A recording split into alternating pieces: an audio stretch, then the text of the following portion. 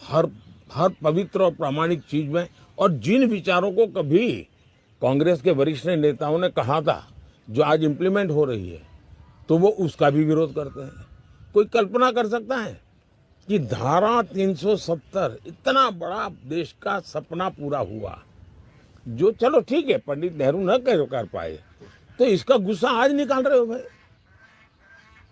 हमने किया, सरदार साहब चाहते थे, नहीं हो पाया, हम कर रहे हैं। तो आप यहां तक चाहते हो कि हम धारा 370 वापस ले आएंगे।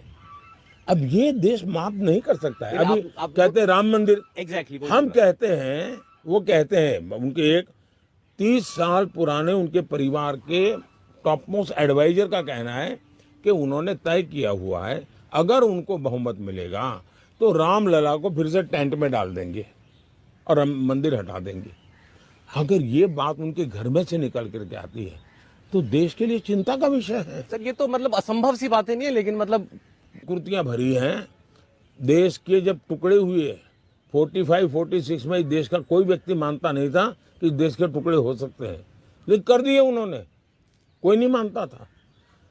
साहबानो केस का कोर्ट का जजमेंट आया था, कोई नहीं मानता था कि अब 3 तलाक रहेगा, लेकिन उन्होंने जजमेंट को उलट दिया और 3 तलाक देश में हमारी मुस्लिम बेटियों को बर्बाद करता ही रहा। तो कांग्रेस का ट्रैक रिकॉर्ड है, वो कुछ भी कर सकते हैं।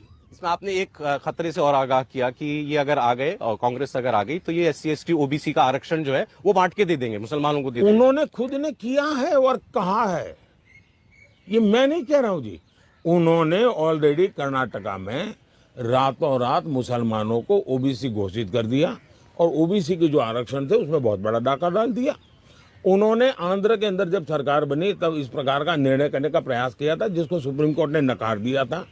और अभी उनके एक नेता, यहीं पटना की धरती पर से मैं कह रहा हूँ, श्रीमान लालू जी यादव, जो जेल से आए हुए है, कैदी है, गुनहगार है, सजा हो चुकी है, और वो आज आकर के कह रहे हैं कि हम पूरा का पूरा आरक्षण अब मुसलमानों को दे देंगे। मतलब SC का लूट लेंगे, ST का लूट लेंगे, OBC का लूट लेंगे, सिर्फ अपनी वोट बैंक के लिए। कहाँ सत्ता भूख इतनी भयंकर होती है कि आपने धर्म के आधार पर देश को बांटा, अब धर्म के आधार पर समाज को बांटने के लिए आप आरक्षण की इस पूरी व्यवस्था को लूट करके हमारे दलितों को, हमारे आदिवासियों को, हमारे OBC को तबाह करने पर तुले हुए क्या?